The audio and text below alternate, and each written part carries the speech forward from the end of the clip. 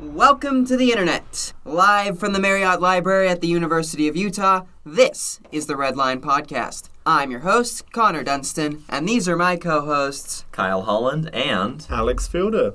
Today we're talking about the infamous trolley problem and its implication for modern ethics. This should be a great conversation about how we prioritize the lives of others. Alex, that's not what we're talking about. yeah, we're doing why trolleybuses are better than battery buses today. Should I redo it? Nah, we'll just skip to the news and fix it in post.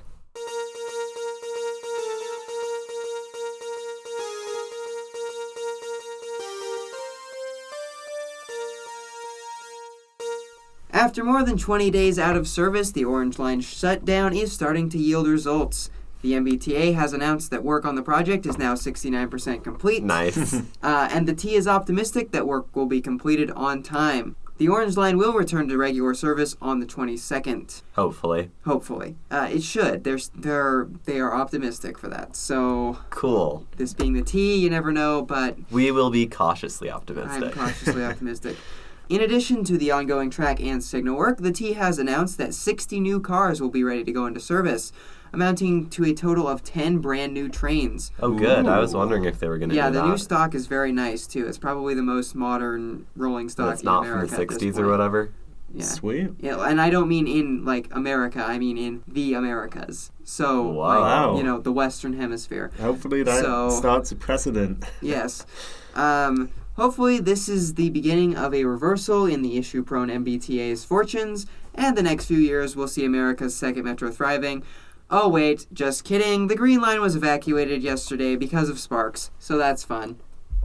So what, are they going to shut down the entire Green Line once they're done You with know, these ones? might as well at this point. Like, just cycle. Like, you finish the Green Line, then you go to the Red Line, because you're going to have to shut half of that down anyway, so just do the whole thing. Then you can go to the Green Line, and then you can go shut down the Blue Line, and then you can go shut down the Silver Line, and then you can shut down all the commuter rail lines one by one, and then maybe, for the first time in history, the MBTA will be in a state of good repair. Great. Hey. You know, other systems on the international stage do this, where they shut down entire lines to do major improvements or much-needed repairs. But the difference is, these ones plan that and give much advance notice. Instead of 2 days. Yeah. Only 2 days? Uh-huh. Jeez. They gave the T gave 2 days of notice for the Orange Line shutdown. Yeah, you would think, like 2 weeks. I would have thought months. Well, this was because, unlike a lot of other transit authorities, the T is directly like a state agency of Massachusetts. So Charlie Baker, who is the Republican governor of Massachusetts, just decided kind of one day, hey, guess what, guys? The T's shutting down. You're going to have to ride shuttle buses. We're sorry we underfunded your transit system. Yeah, sorry we stole all your transit money for the big dig. So, did they know before the 2 days, the transit agency, that they would have to arrange all of this? Or... They were actively in the process of preparing because they thought they might have to do it. But they didn't know for They sure. didn't know for sure Okay. until like 2 days before. So, Jeez. that being said, it's all gone pretty well, actually. Like, Boston implemented like a safe cycling route along the whole length, and they brought in, every spare bus in the United States to run shuttle service with. So I've heard. Like, Okay. I'm not even kidding here, because the Orange Line, let's look up pre-pandemic ridership numbers. Well, I'm glad they ran the bike route along the whole thing. That seems like a generally good idea that should be there all the time. Yeah. Yes. In addition to a functioning transit service. Well, So- that's second. So My bad. So, the Orange Line, about 60% of pre-pandemic ridership levels, which is what it was at before it shut down. So that's 120,000 people a day. So you try and move that with shuttle buses, and you'll see how quickly you have a good time. Yeah, not One pretty. of the busiest single transit lines in the country. So Not pretty. we should No. get them some triple-decker, quadruple bendy yeah, buses. triple decker, quadruple bendy buses. Yeah, Yeah. that probably would have done it. But yeah. Anyway, hopefully the Orange Line will be fixed. Hopefully somebody will give the damn T some money, and then they can, be America's second metro, which they are. This has been the news.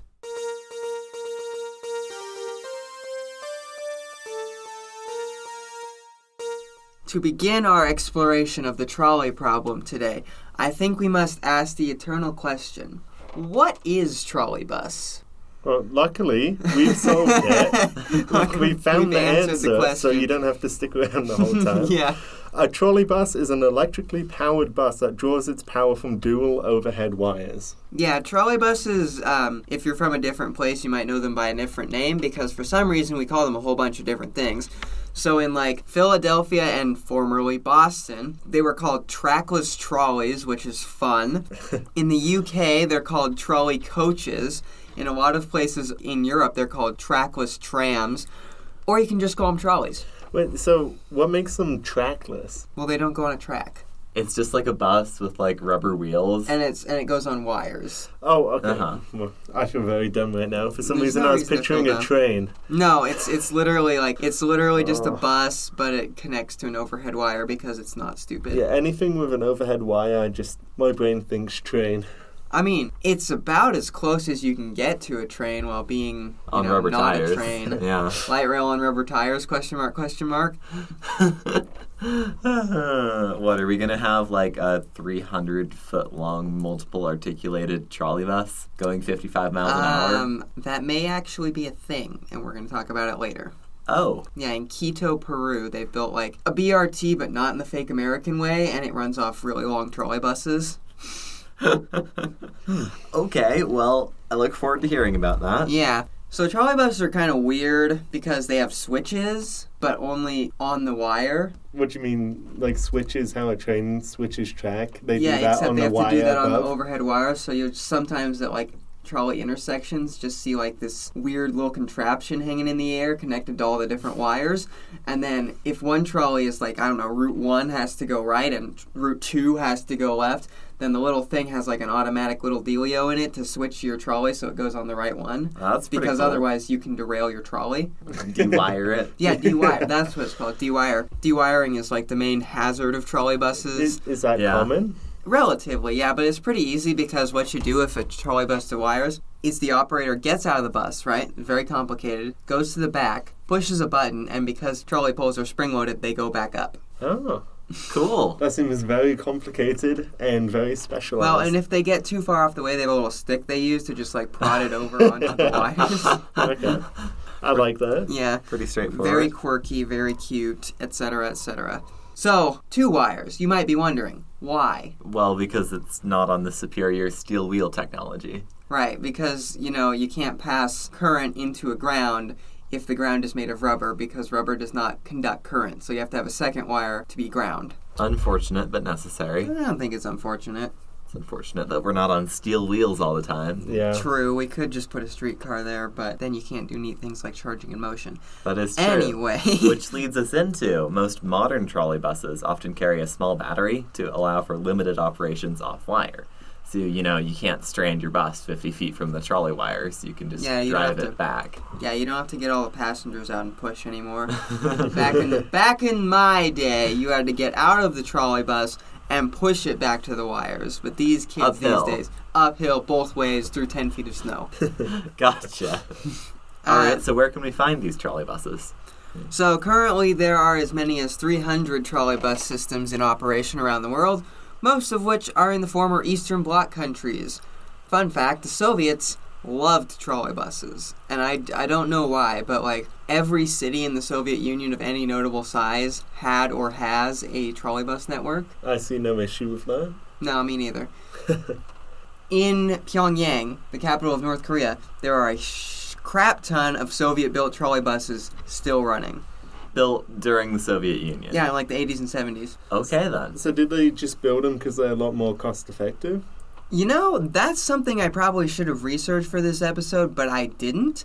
I think the main deal was that most good motor production was in the West, but electric motors are really easy to produce with limited industrial capacity, and since the Soviet Union had limited industrial capacity but needed a lot of industrial output, they created a simpler thing, which is a trolleybus. That makes sense. Because very mechanically simple devices. I mean, It's literally just a Electric motor electric and some motor wheels. and wheels. Sounds It's like an electric car minus all the complicated parts. It sounds Yeah. like not go-kart. What do they have at carnivals? Oh yeah, Bumper bumper cars. Bumper cars. It Yeah, sounds it's- like bumper cars, but bumper cars ground through the floor, don't they? Yeah, they do. It's like I a think. So practical just bumper car. a little better bumper car where you don't see sparks flying everywhere. This is true, although you gotta love those sparks, to be honest. Yeah, so lots of Eastern Bloc cities have trolleybus networks. Like in Ukraine alone, and Ukraine is like a country the size of Texas, mind you, with like only a marginally larger population, 25 trolleybus networks. 25 separate networks, Yeah. each with like a bunch of routes and a bunch of buses. Yeah, Good. lots, right? Wish we had that over here in North America. I know. But fortunately, in North America, if you're a trolleybus fan like we are, there are still 8 trolleybus networks. Oh, I've been to one of them. Which one? Seattle. Oh, yeah, that's right. I have pictures I will include this time. I say that every episode and I forget You it. actually got pictures this time? Do it. I have pictures. Well, no, I still have pictures whenever I say that. I just never find the clip in the edit. Oh.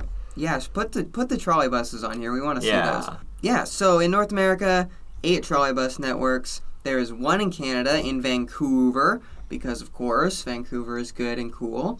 In Mexico, there are 2, Mexico City and Guadalajara. In the United States, there is Seattle, San Francisco, which is probably the most famous, and Philadelphia. And then previously in Boston, there were actual proper trolleybus routes, but the MBTA tore all those out for no reason, and they will be replacing them with BEBs sometime in the distant future. Because why would we do a relatively cheap repair on existing good infrastructure when we could lithium-ion battery instead? Well, this is America. You can't have anything run off wires. Of course not. They're so unsightly, especially in older developed areas that are full of overhead wires. That's why we have Bluetooth power to our houses, because we hate overhead wires. Ah, yes. So is BEB battery electric bus? Yeah, BEB is a battery electric bus. Okay. I should have. I wasn't too sure. I specified just that. wanted shot in the dark and woo. Yeah, good job. Boston, they still count as a trolleybus operator because the Silver Line, which is their weird-ass BRT network thingy, it runs on trolley wires when it's in tunnels so that it doesn't, choke everyone to death. So, that's good. Wait, so it's like a diesel... Diesel trolleybus hybrid, yes. Why not just make the whole thing a trolley bus? I don't know. You spent $2 billion on a BRT, you'd think you could afford some wires for it, but apparently not. Are we in like a massive copper shortage or something? I mean, we will be, but, no. Not for that reason. No. Oh, yes, and then at the end of the line, the little surprise that always surprises everyone, Dayton, Ohio. Because Dayton, Ohio is nowhere. Well, yeah, I've never heard of it. Right. Sure sounds like nowhere. It's just nowhere. It's not somewhere you would expect to have 8 trolleybus lines and like 50 miles of trolleybuses. Lucky them. Like, the only thing they're famous for is the Daytona 500 and trolleybuses. Oh, it's that Daytona. Yeah. Okay. Dayton, Ohio. Okay. Yeah, so Huh. they got trolleybuses. They have the really big car festival thing, and then they have nice trolleybuses. Yeah, the cleanest bus fleet in the country. They're really playing both sides. Mm-hmm. And, fun fact, that is the oldest continually operating trolleybus network in the country. Dayton, Ohio. Yeah, so now that we've gone through what is trolleybus, we must go to how has trolleybus come to be. So the trolleybus was invented in 1882 by Werner von Siemens, founder of the well-known industrial and rail manufacturer that bears his name. His trolleybus was known as the Electromote, and although it was hailed for its innovation, it wasn't really much of a commercial success. Roads at the time were real rough, and they didn't have, tires yet. So trams and streetcars made a lot more sense because you could, smooth. He was just ahead of his time then? Yeah, he was ahead of his time. The first commercial manufacture of trolleybuses was undertaken in 1900, but the concept didn't really take off until the 1920s, when trolleybuses saw, just this sudden and, extraordinarily, dramatic rise in popularity. They go from, 0 trolleybuses at the turn of the century to 900 cities in 1950. And this coordinates with the fall of the streetcar, because these trolleybuses can share the same infrastructure that these newfangled automobiles use. Ooh, interesting. What is an automobile, Kyle? It is a machine that paves infrastructure over your city. Oh. And destroys America? Yeah. Darn, that sounds unfortunate.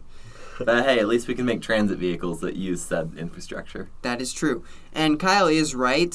Sort of one of the big raison d'etre for the existence of trolleybuses at the very beginning was to have them replace like ailing streetcar routes, because streetcars kind of spendy to maintain because you got to deal with tracks and you got to deal with the road around it because that's how it worked back in the day, and you got to deal with overhead wires. With trolleybuses, all you got to do is the overhead wire. So it's a little cheaper to run. Because you can just let somebody else build the pavement for you, because Right. they're going to do that anyways. Mm-hmm. Fair enough. Yeah, but like I said, by 1950, there were trolleybus systems in over 900 cities worldwide. But unfortunately, as with every other transit thing, you'll never guess what shrunk the trolleybus. The motor bus, No. the private automobile, Yes, correct. and also practical motor buses. Yeah, and practical motor buses. So, although many systems were dieselized or thrown out altogether, over 357 trolley networks survived into the modern day. And like we said earlier, most of these are in former Eastern Bloc countries like Russia, Ukraine, Romania, Hungary, and Poland, the longest of which is in Moscow, Russia, which is over 800 miles in length. Whoa. That's a lot of trolleybus. And they're still using the same buses. No, they're not. Oh, they got new ones? You see, in Russia, the deal is if you don't live in Moscow or St. Petersburg, all of your infrastructure is decaying and horrible. If you live in Moscow or St. Petersburg, it's beautiful and modern. So they just gave all of their own stuff to the other... Yeah, to the North Koreans. Okay. That's fair enough. All right. So, other notable networks of trolleybuses include Minsk, Belarus, St. Petersburg, Beijing, and the 52-mile-long Yalta to Simferopol line, which is the longest in the world.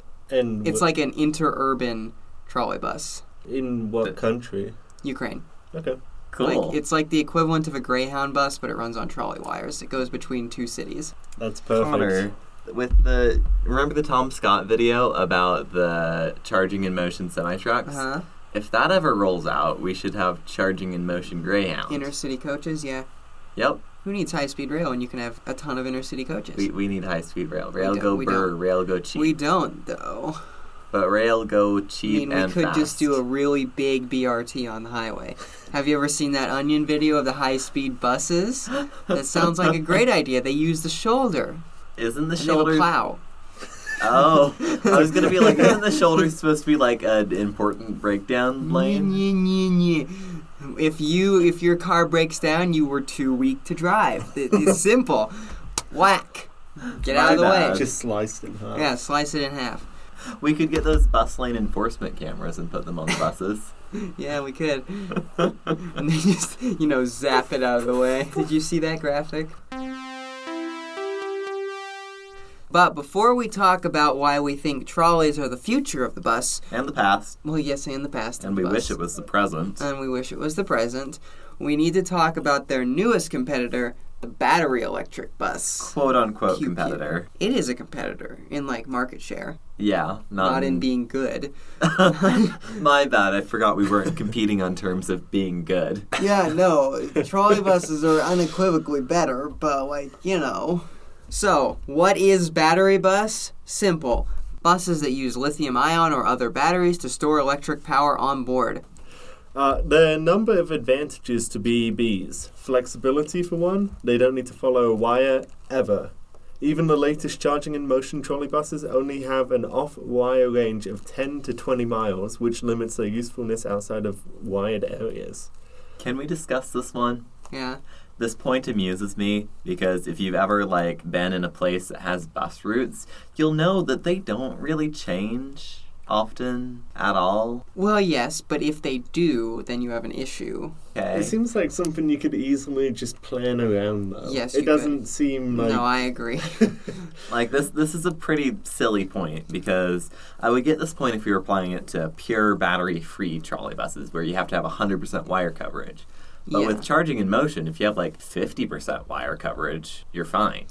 Yes, what this is meant more to apply to is really suburban and rural areas where you still have to run service, because there Okay. are certain places it's not worth the capital expense of putting up the wires. I And so agree. it's better to just charge a bus overnight, send it out, and it can run its route.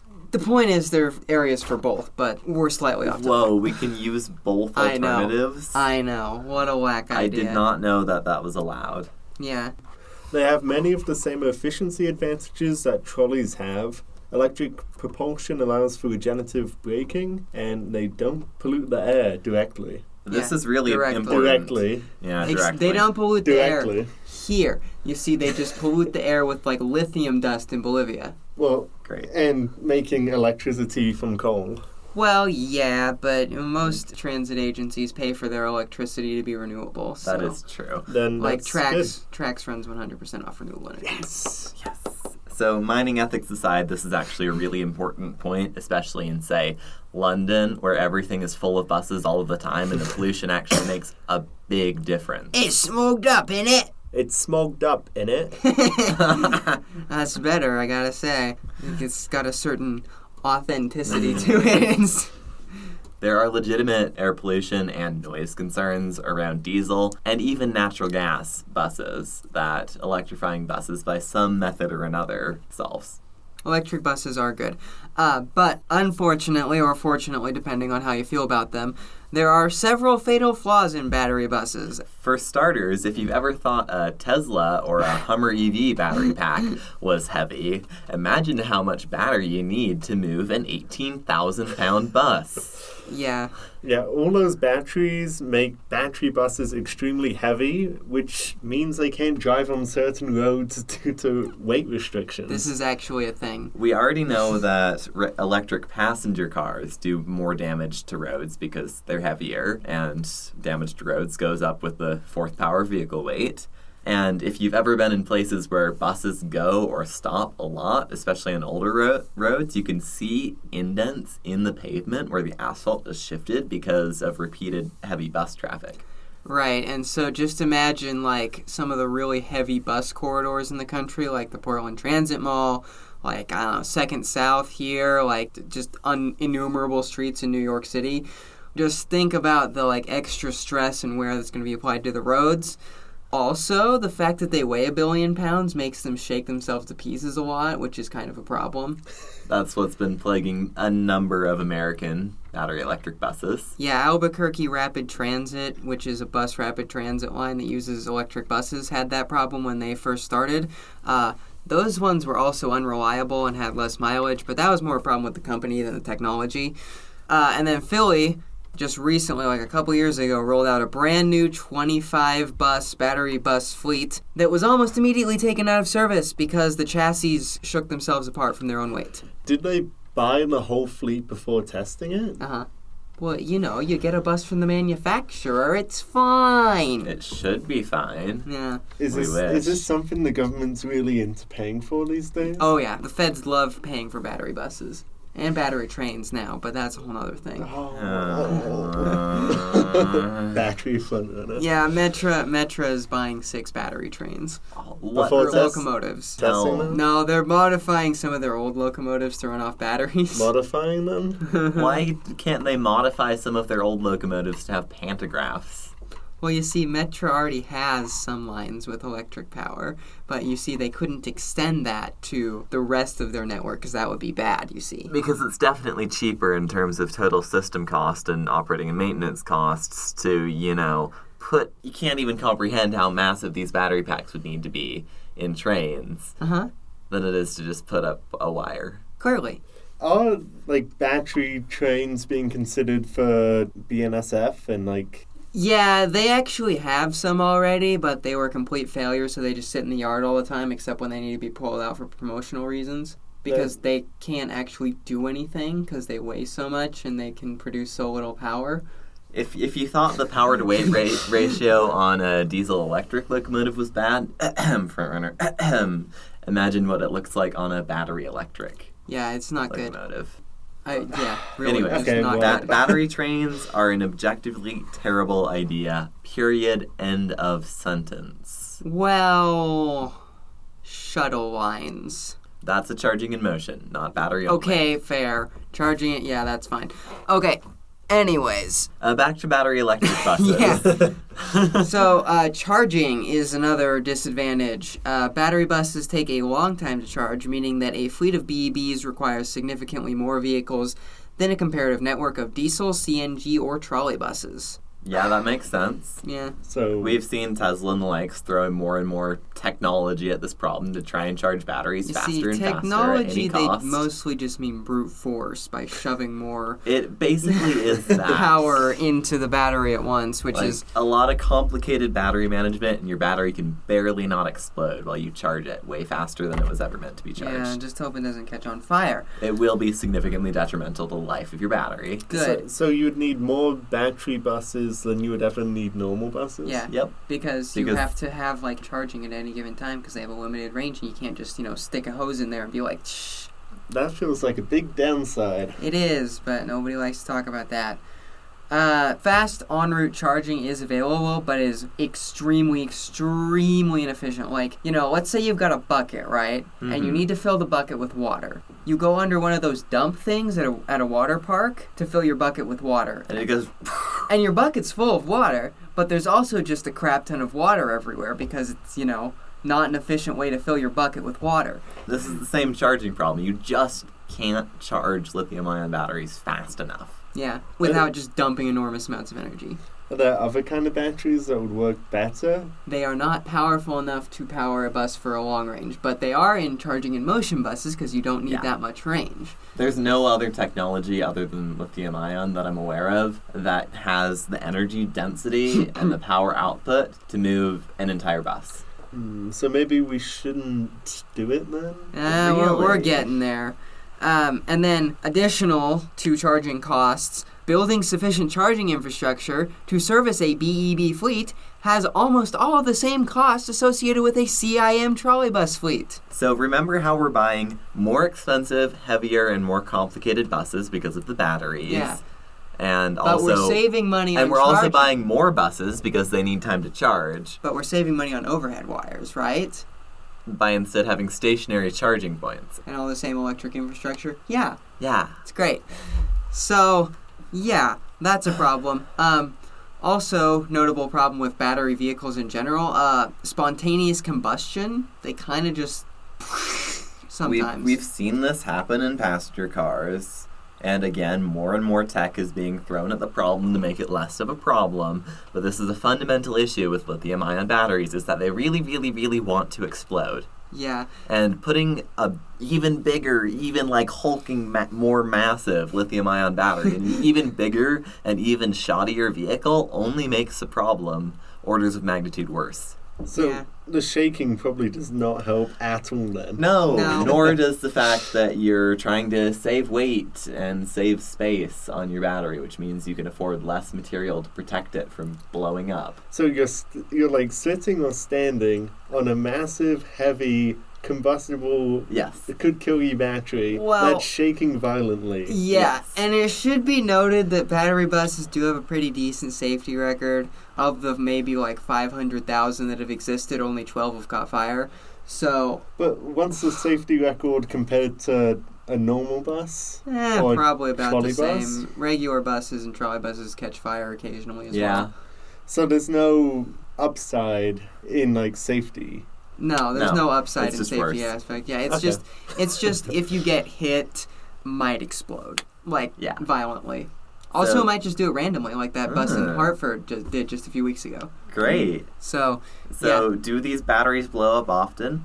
No, but when they do, It's it's exciting. a massive PR nightmare and is near impossible to put out. yeah, it is basically impossible to put out one of these fires. You've seen all the news articles about how hard passenger electric vehicle fires are to put out. Imagine that, but way bigger. Yeah. So you'd need immensely expensive fire suppression systems in battery electric bus depots. Yeah. Like Mhm. hardcore because Like server room. No, Even- you can't. even You can't apply greater. that technology. You can. Lithium-ion batteries burn without oxygen. Oh, good. What? Good. So you can't apply most traditional Good. fire suppression techniques So- to them. They just burn, and you just put a ton of water on them. So you can't remove like any aspect of what You just constitutes put a fire. thousands of gallons of water on them to keep the fire contained and eventually have it go away. So basically what you should do is store them under a swimming pool with really big doors in the case of a fire. Just swings them. yeah. And then your buses can finish burning underwater. Yes. I had no idea that the batteries burned without oxygen. Yes. Yeah. That seems This is why it's so hard to put them out. that seems unreal to me. We don't hear about phones exploding ever since that one Samsung one. The reason they don't explode is there's a bajillion and a half different like safety and structural protection and temperature protection and overcurrent protection and undercurrent protection and monitoring systems, all to make sure that the conditions that make it blow up never happen. But if those conditions were to happen, it's blowing up and you can't stop it. Wow. And we can engineer that into a phone, and we have decades of experience doing that. But engineering that into a battery that's like maxed out for size and is a weight issue And is bumping along on terrible city streets all the time. and is in a giant vehicle that could end up in an impact with a different giant vehicle is much harder, dare I say, not practical. See, all of these don't sound like issues. I want to ride them. You I wanna want, ride the I want battery the whole bus? UTA fleet to be converted Yeah. today. Well, lucky you. Well, as you've seen, we do have the one battery electric orange bus on campus. Oh. Yeah. Oh, wait, so that's one of them? Mhm. Like, Yeah, the low floor Orange Line bus on See, campus. I don't mind that bus, but It's a nice bus. I'd never board it ever again. it's So. it's a nice bus when it's in service. The only reason I liked that bus was because it was kind of quiet. It still wasn't because of Yeah. the awful Those are roads. the only legit benefits of battery electric buses are noise and air pollution. The only other thing I liked about it, though, and this was an issue with the fleet in general, was that was the only like low boarding Yeah, the bus. only That's accessible true. bus That's of the year, the which is only thing I horrible. liked I about it. love that part. I wish, Realistically, I wish the whole campus shuttle fleet was low floor transit Actually buses. accessible. Ahem. Yeah. Yeah. All our points summarized. This is technology that works when it doesn't break or blow burn. up. and when you're able to buy enough of them to charge them. But it is a technology that we can use, and if you ever ride a battery electric bus, you'll probably have a pretty pleasant experience because they're quiet. And this is why, bullet point number 5, trolleys are a better solution. You can get all of the benefits of battery electric buses, which are the noise and air pollution, without any of the downsides. like Yeah. weighing significantly. Yeah, trolleys, more. including charging in motion trolley buses, weigh significantly less than battery electric buses since they carry smaller batteries. What a strange idea, right? Like literally the only problem with a battery electric bus is the giant ass battery. If you can take that out of the equation, it's great tech. So This is true. electric bus. Yeah. Trolleybus. And these are generally smaller, less powerful batteries and are significantly less prone to catching on fire than the more unstable batteries that are used in BEBs. Because you no longer need to power the entire bus the entire time, you can just pick and choose a more appropriate technology that'll Right. have, say, a longer lifespan, that, say, is much, much, much less likely to catch fire, that, say, you can charge in the ways you want to charge it, so on and so forth. Yeah. Also, trolleys generally have a longer lifetime than other types of buses because their internal functions are very simple and easy to maintain. This is similar to why passenger electric vehicles have much lower maintenance than internal combustion electric vehicles. This is true. Like, generally a bus, you can count on battery or traditional diesel/CNG. They have a lifetime of about 12 years. Low-end, like modern trolley buses, you can generally expect 20 to 30 years out of. Because there's like Yeah. 3 moving parts. Yeah. Sounds reasonable. 3 to me. moving parts and 4 of them are the wheels. Trolleys allow for greater energy efficiency as there are less of the, Charging losses that are fundamental to BEBs. because you're only using the charge-discharge for pieces of your route, not the whole thing. Yeah. They're also more environmentally friendly because batteries are bad. Very, very, very bad. So the less battery we can use, the better. Like, I cannot stress how terrible lithium mining is for the environment. If you've ever seen one of the open pit copper mines we have out west, like, think that times like 40. Great. Because they just go to like a giant flat area with lithium salt in it and just mine away the whole thing. Not to mention overseas labor exploitation. Yeah. And they do it with slave labor, yeah.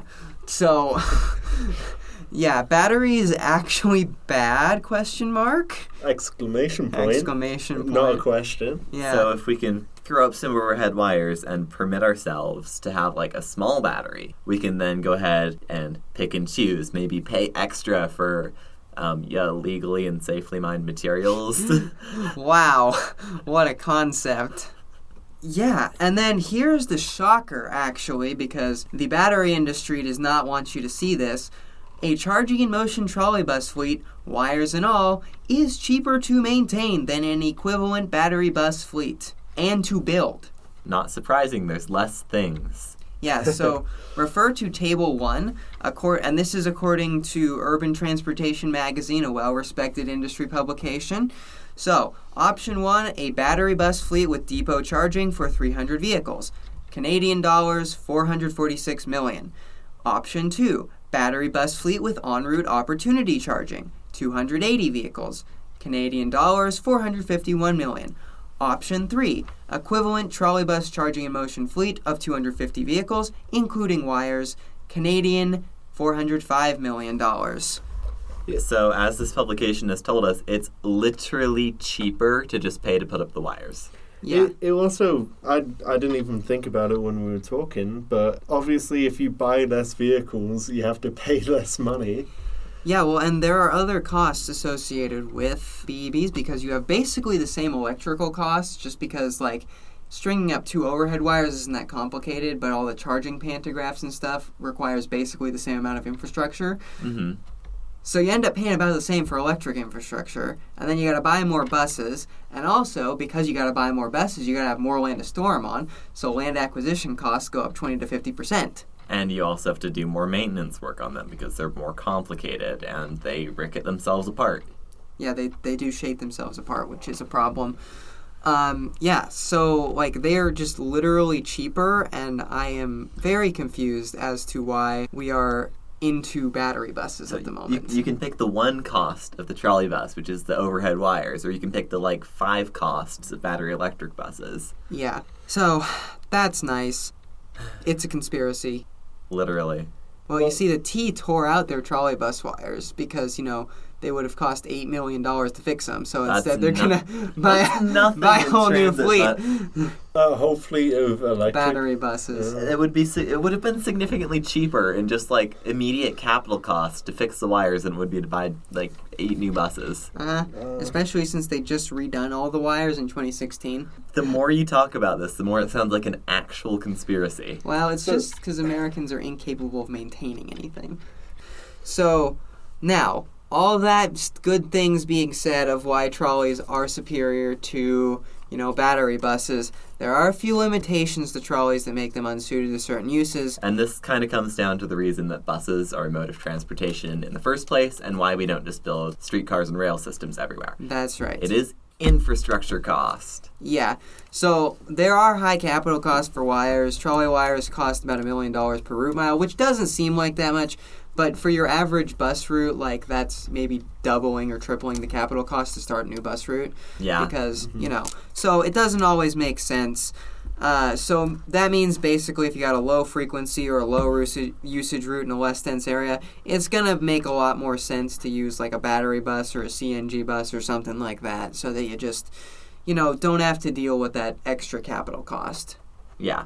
And guess what? If you have, say, 80% charging in motion trolley buses and 20% battery only buses, you've now cut in 5 the amount of worrying and money exploding that you have to deal with. Yes. And not to mention, we already mentioned wear and tear on the roadway. If you're only using your battery only buses for low frequency out in the middle of nowhere routes, that's suddenly a lot less of an issue.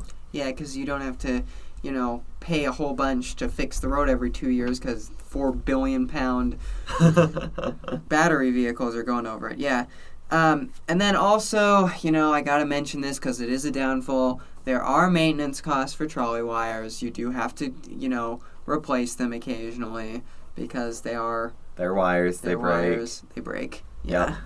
So trolley buses do have costs. I mean, cost singular, and that cost is the overhead wires. Yeah. It exists. needs to be factored into the decision-making process, but generally the math is going to fall on the side of get the trolley bus. Yeah, generally. And then weather issues. This is actually a big thing, and it may be the reason that the T actually got rid of the trolleybuses. When it gets very hot, trolley wires expand and they droop because unlike, catenary wires on light rail or subways or commuter rail or whatever else, they're not weighted. They aren't tensioned. Because they're meant to be cheap, and also they have to go over a roadway, whereas catenaries are in a straight line between. That's right. So they're not always tensioned, which can be problematic when it gets really hot because you got to go slower so you don't dewire and all that. That can be an issue. Climate change resiliency-wise, you will need to figure out how to handle that because it's going to start getting much hotter. Yeah. And then cold weather is less of an issue, but it's also an issue, and this is probably the reason that the T got rid of theirs. Switches, they freeze, and so you have to heat them. And also, the wires sometimes freeze, so you have to heat the trolley poles also so that they can melt through it. Again, adds to infrastructure costs. Yeah. So, this can be fixed with heaters. You can also just run diesels if it gets really bad for a while, but, that's obviously not preferable. Yeah. So, yeah. I love how our downside section for trolley buses is you have to pay money for the wires, and the wires have occasionally problems. Well, there is one other downside that we have to discuss. What would that be? Ooh. That downside is NIMBYs. And the reason that is a big downside is because NIMBYs hate overhead wires with a burning passion. Very scary, ruining the character of the neighborhood. Right, so it's, politically very hard to put in a new trolleybus route because the people in the neighborhood will freak out for no reason. I mean, it should be a non-issue in, existing urban cores.